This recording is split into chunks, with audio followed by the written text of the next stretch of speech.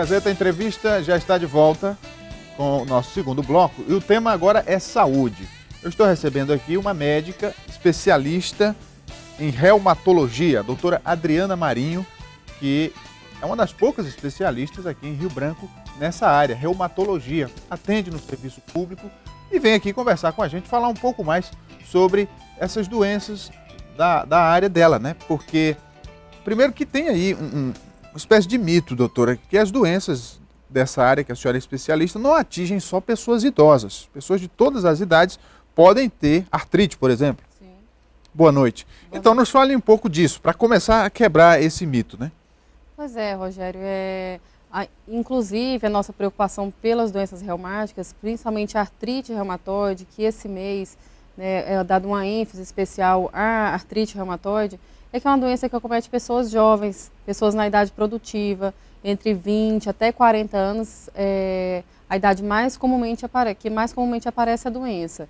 Também pode aparecer em crianças, a gente tem criança com artrite com 3 anos, com 4, com 5, não é a idade mais comum, mas ocorre também em crianças. A gente tem, inclusive, um ambulatório só de pediatria, nas quartas de tarde, no Hospital das Clínicas, que a gente atende crianças e vê essas crianças com artrite também. E quais os sintomas? A artrite, o principal sintoma, dor nas articulações. A artrite é uma doença que não costuma matar.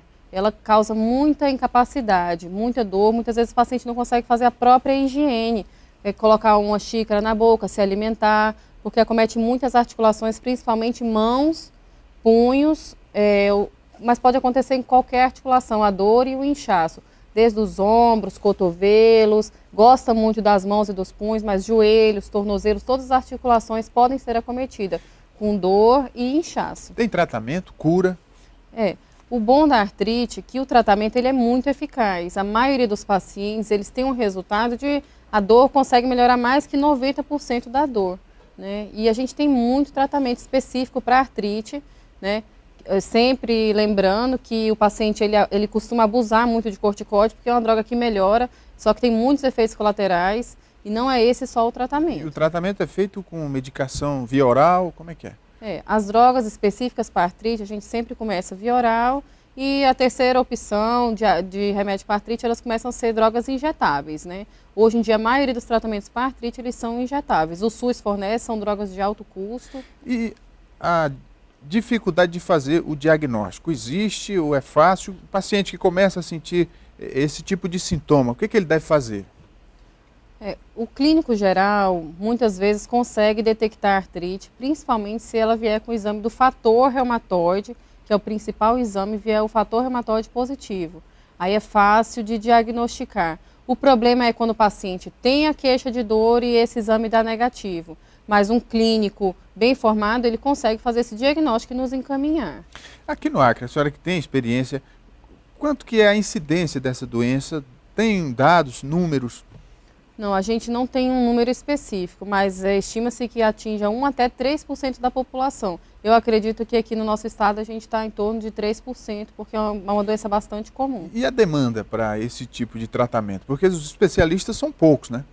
Sim, mas o tratamento ele tem sido realizado. Às vezes a gente tem dificuldade com algumas medicações, mas as drogas de alto custo mesmo, que é o que o paciente não consegue comprar, essas não têm faltado não, nessa parte, né? Mas o que é que causa artrite?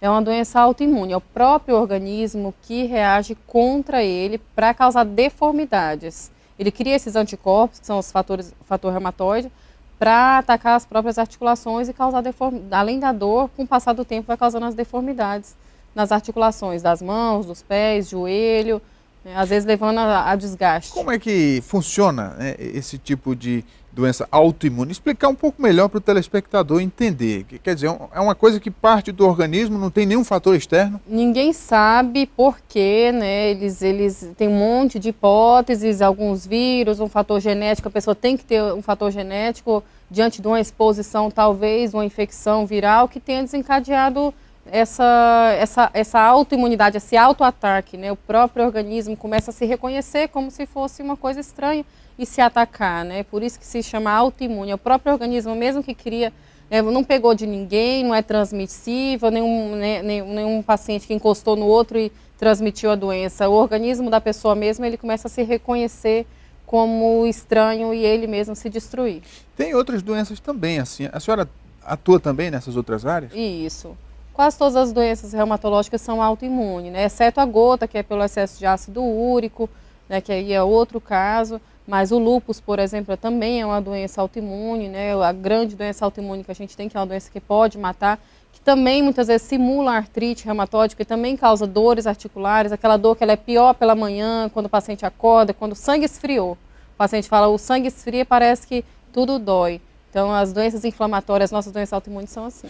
Tem aqui algumas imagens, depois eu queria que a Lígia mostrasse aqui, de fotografias que a doutora trouxe, de pessoas já em um estado avançado de artrite, não é isso, doutora? Olha lá.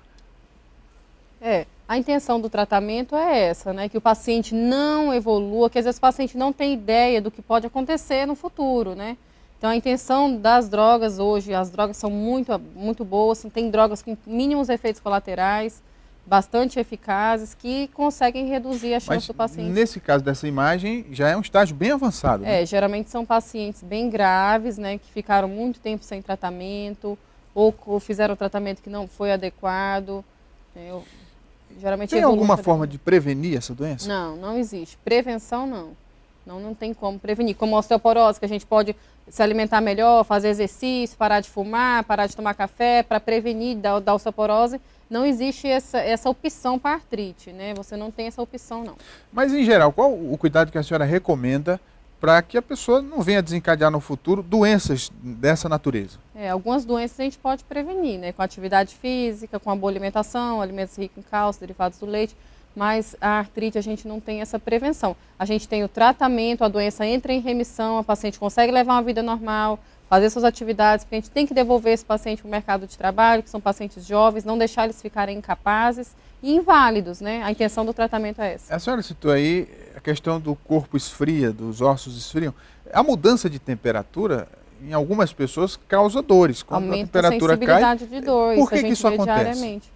A sensação de frio aumenta a sensibilidade para a dor, né? Mas o caso, à noite e amanhã, aumenta o nível de enzimas inflamatórias e a dor e a rigidez, ela se torna mais intensa nos pacientes com as doenças inflamatórias. Elas são mais intensas pela manhã ao acordar e durante a noite, né? A artrite, principalmente, é uma doença assim. E em relação à capacidade que nós temos aqui em Rio Branco, no Acre, de diagnosticar e tratar essas doenças, a gente está preparado para isso? Quer dizer, a população tem recursos suficientes, tanto no setor público quanto no setor privado? Graças a Deus, Rogério, a gente tem, a artrite não tem grandes, a gente não precisa de grandes exames caros para diagnosticar, né? Exames simples como prova de atividade inflamatória, o VHS, o PCR, que é um exame simples de fazer, a gente tem nas unidades básicas, tem no Hospital das Clínicas, e o fator reumatoide também, é uma coisa que a gente tem comumente, né? Então, assim, diferente do lúpus, que a gente não tem, por exemplo, o FAM, né, que é um exame que a gente precisa para diagnosticar a artrite, a gente não tem essa dificuldade, não. E como é que está a demanda de pacientes aqui? A senhora tem atendido muitas pessoas, principalmente no setor público, que a procura é maior? Muito. Pelo menos umas 30 pessoas por semana com artrite reumatoide a gente atende no Hospital das Clínicas toda semana. Tem um serviço bem organizado, que os pacientes podem marcar lá mesmo, né, no hospital. São os pacientes que usam medicação constantemente, regularmente, então eles são bem acompanhados. Mas a demanda reprimida ainda existe?